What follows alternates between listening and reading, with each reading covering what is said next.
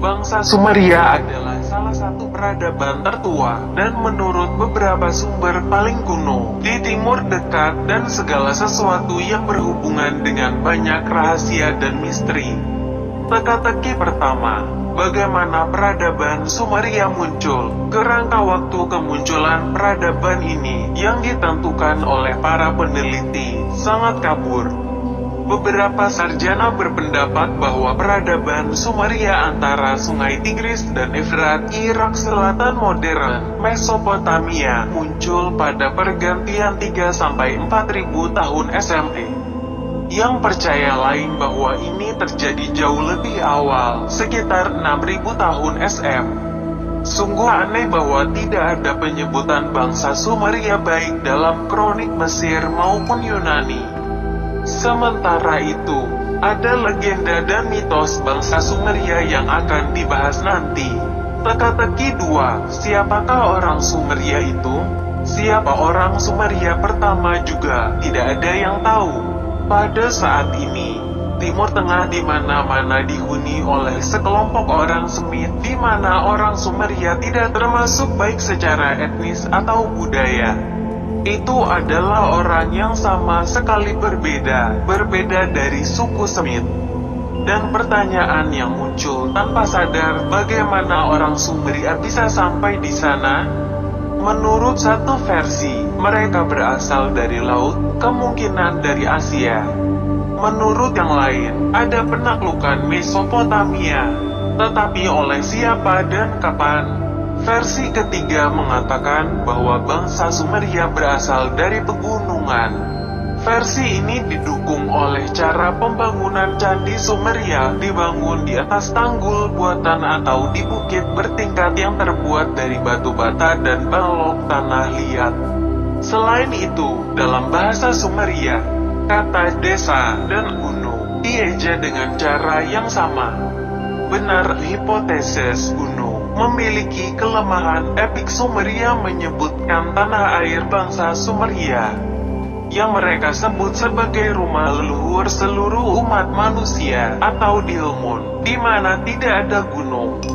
Sementara itu, ada teori yang menguatkan bahwa orang Sumeria datang ke Timur Tengah melalui laut. Pertama, mereka menetap di muara sungai, dan kedua, mereka yang terlibat aktif dalam pengairan, navigasi, dan pelayaran. Ternyata satu-satunya hal yang disepakati semua ilmuwan adalah bahwa bangsa Sumeria adalah orang-orang satu di Timur Tengah. Pada saat yang sama, masih menjadi misteri mengapa mereka menyebut diri mereka Komedo. Teka-teki 3, kemana perginya peradaban Sumeria? Peradaban Sumeria kuno terdiri dari negara kota yang tidak memiliki komunitas politik, bersaing satu sama lain, tetapi pada saat yang sama berdagang satu sama lain. Ada sekitar selusin formasi sosial teritorial seperti itu, yang dipimpin oleh penguasa yang menggabungkan pemimpin militer dan pendeta tinggi di Mesopotamia, dan tentu saja wilayah yang lebih kecil berada di bawah mereka. Belakangan, peradaban Sumeria mulai menghilang tanpa terasa, perlahan-lahan mencair, seperti kabut pagi. Karena tidak memiliki satu negara integritas, pertama muncul kerajaan Sumeria Akkadia yang lebih kuat, kemudian bahasa Sumeria menghilang, diserap oleh Akkadia. Dan kemudian muncul Babilonia yang legendaris. Jadi, secara evolusioner menggantikan Sumeria yang berasimilasi dengan orang lain, atau menghilang sama sekali. Teka-teki keempat, tulisan orang Sumeria dan penemuan mereka. Tulisan Sumeria hampir yang pertama di bumi. Contoh paling jelas penggunaannya adalah tablet dari Kis sekitar 3500 SM. Plakat tersebut diikuti dengan dokumen yang digali di situs kota kuno Uruk dan berasal dari 3300 SME. Bahasa Sumeria memiliki struktur aglutinatif yang unik. Tulisan diwakili oleh piktogram, atau lebih tepatnya paku. Ada banyak kata bersuku kata tunggal dalam bahasa Sumeria, logogram dan silabogram juga digunakan. Awalnya, jumlah simbol linguistik Sumeria mencapai 1000, hingga turun menjadi 600. Teka-teki kelima, mitos dan legenda Sumeria adalah kategori khusus dalam studi orang manapun. Di sini kita sering berbicara tentang rahasia, memahaminya. Anda dapat belajar banyak. Satu-satunya hal yang ditayangkan adalah jarang ada orang yang berhasil menyingkap tabir suci ini. Karya sastra Sumeria yang paling terkenal dikenal sebagai The Epic of Gilgamesh, yang berisi legenda pertama kemudian dapat digunakan dalam bahasa Akkadia. Juga di perpustakaan Raja Assurbanipal. Sebuah tablet dengan epik ditemukan yang menceritakan tentang raja legendaris Uruk Gilgamesh, perpustakaan Enkidu dan pencarian rahasia keabadian.